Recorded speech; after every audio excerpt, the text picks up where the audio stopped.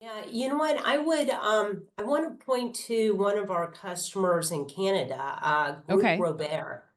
And so Group Robert is the first 3PL provider in Quebec with an automated warehouse for both fresh and frozen foods. And it's split half of fresh food and half frozen, right? So it's fully automated.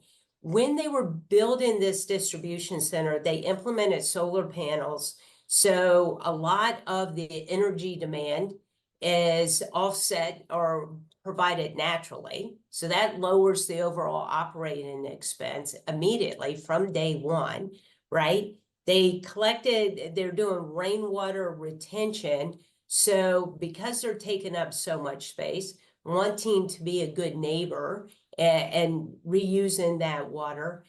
The other really cool thing, they're up in Quebec, so very cold winters. So they have taken the heat generated by the refrigeration equipment to actually warm the distribution center, and they're using it to melt the snow on the sidewalks coming and going. So you got health and safety, you've got, renewable energy or free energy for source, and you've got some free heat for the distribution center.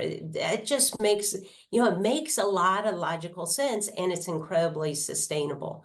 They've also really started focusing they're a 3PL, so they have a large trucking side of it. And so they have very efficient truck routing, looking at the travel times. They do pallet and crate recycling. So it's not brainiacs looking at how do I get the last little penny here and there. It's, the operational people saying, how do we do this smart? Yes. Yeah. And I love it. It's still getting back to what you were saying earlier. Like sustainable does mean more efficient. Like it just, there's all these ways, these things that keep coming and you don't know until you start trying it.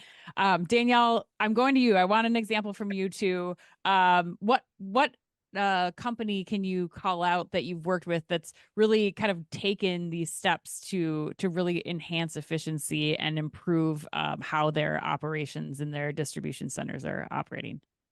Yeah, sure. I can probably actually give you an outside and an inside example. I Okay. love it. That's So, perfect. yeah. So, I mean, we've all heard of the discounter Aldi, I'm guessing. Mm-hmm.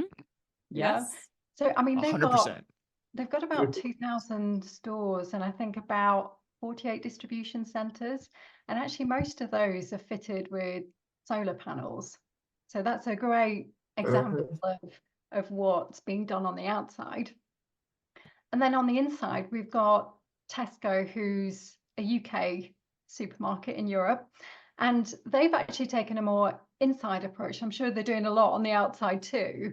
But specifically, they've looked at improving warehouse capacity in their fulfillment centers with automated shuttle technology.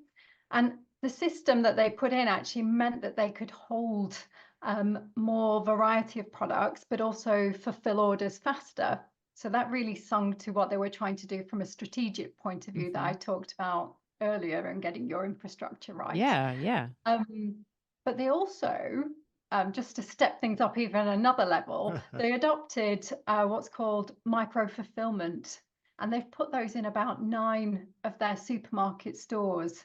So this is like an automated system that will fulfill the online orders quickly. I mean, quite often we'll see people walking around supermarkets and picking those online orders. Well, this is all happening automatically behind the scenes, which is fantastic.